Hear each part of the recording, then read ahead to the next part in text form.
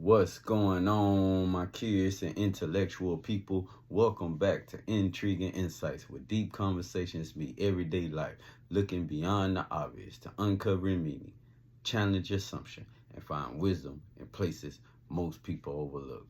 Today's Thursday, and we're one day away from a 3-day weekend. Fortunately for me, I took this weekend off from my second job, not knowing that Monday was a paid holiday from my full-time job. So I will be enjoying a 3-day weekend as well. For all those that don't have weekends off, man, I'm sorry. But Monday, we will have off. And that, I tell you, I'm going to definitely enjoy. I definitely need that.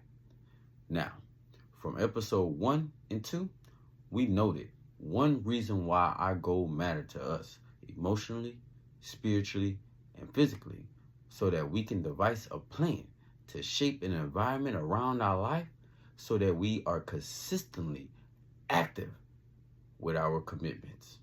So today, we'll internally organize space so that way the war between the old and the new is victorious, because you can't build a new life with old patterns. Me, I love patterns because they show consistency. And with consistency, it tells me the truth. This is what's really going on. When I recognize the patterns in my life, as far as how I act, how I speak, and how I set it up, it lets me know in reality the truth.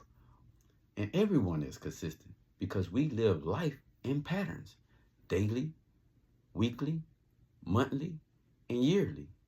It varies from our work, from our task, from the way we spend money, from how we celebrate, from the activities and vacations that we take, and the events that we participate in. But there's consistency in it. We do it every year, or every month, or every week, or every day. There is a pattern of certain routines that we do all the time. So we have consistency. The thing is what we have consistency in.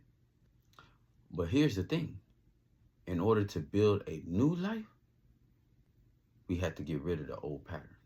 Because new goals don't work with old systems. If we want something different, then we're going to have to live differently.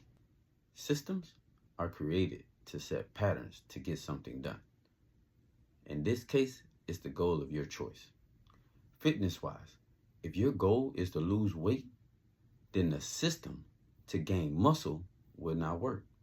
The amount of calories and protein you would need in order to gain muscle would make weight loss challenging. So, it would be more efficient to have a plan shaped around weight loss, which would consist of a calorie deficiency and exercise such as cardio or HIIT exercise, high intensity introvert training. But at the end of the day, change requires a disruption to the comfort loop, the routine that we are comfortable with, doing it every day, consistently, those patterns. Frankly, change is inevitable, whether for the good or for the bad. So we have to get it out of our minds that we will always be the same. Our bad habits are going to get worse, and our good habits are definitely elevating. It's a compound effect, building one on top of the other. Now, let's talk numbers. According to a 2019 survey, over 62% of people prefer to stay in their comfort zone. And over 70% of major organizations fail in change due to the people element resistance.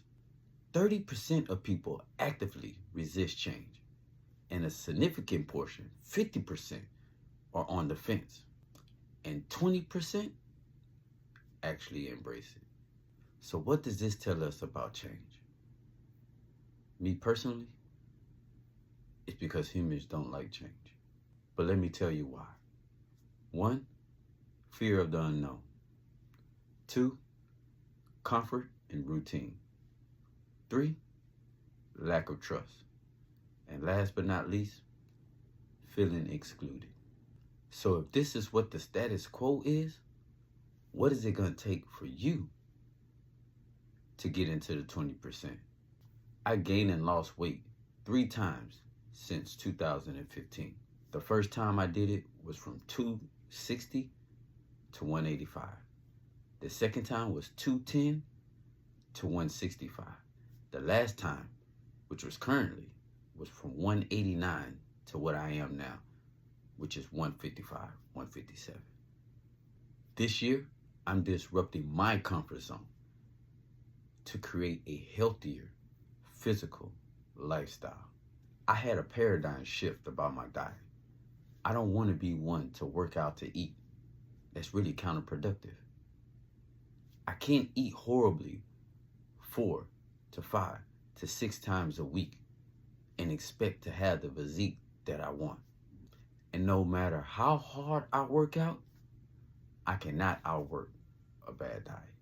So, for you and your goals, identify one pattern that is sabotaging your growth.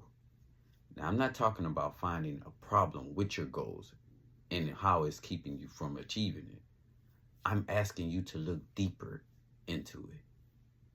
Check your attitudes, your perspectives, your principles, and your feelings that's giving you permission to cheat yourself of your growth. This is what we call internal work. Then I want you to change one daily routine and write it down. It can be something small, but just keep it consistent. Do it every day at the same time for the rest of this month.